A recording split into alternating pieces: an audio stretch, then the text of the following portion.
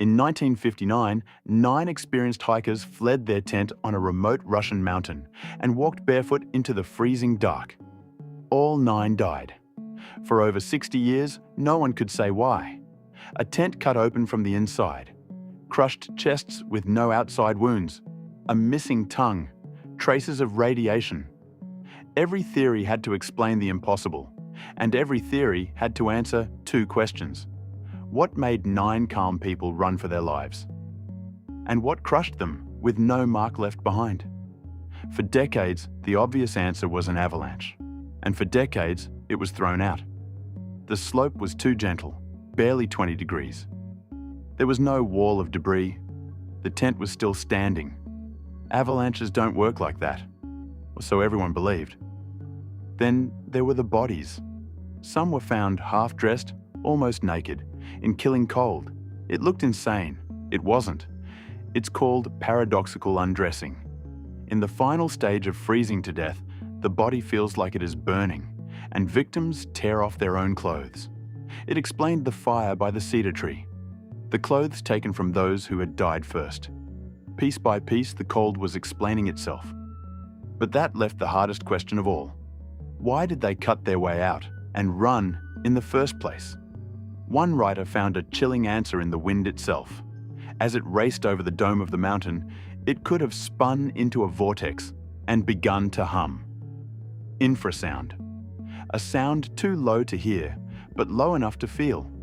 It can flood a person with dread, nausea, and blind panic for no reason they can name. Imagine 9 people in the dark, suddenly drowning in a terror they couldn't explain. It's haunting.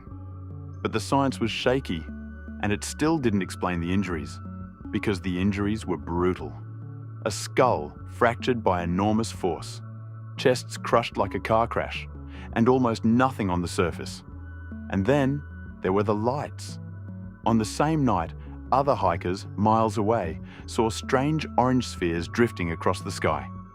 Add the radiation on the clothing, and a darker theory took hold. Secret weapons, military tests, something the hikers were never meant to see. The files were sealed. The area was closed for years. To many, the silence was the loudest evidence of all, that the truth had been buried. But no weapon was ever found. No test was ever confirmed. The cover-up explained everything and proved nothing.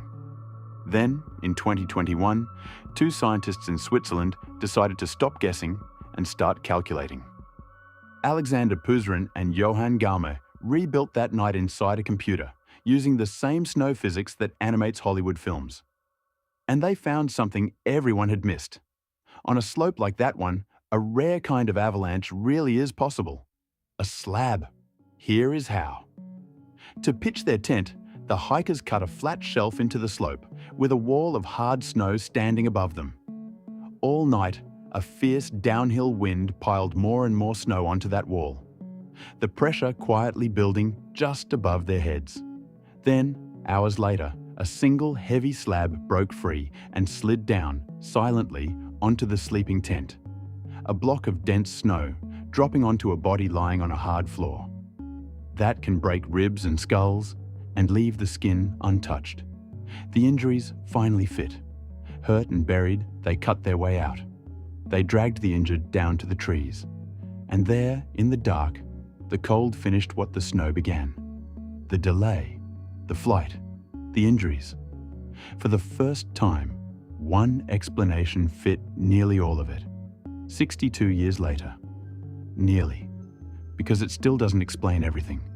Not the radiation, not the missing eyes and tongue, not the lights in the sky. Each has a quiet answer.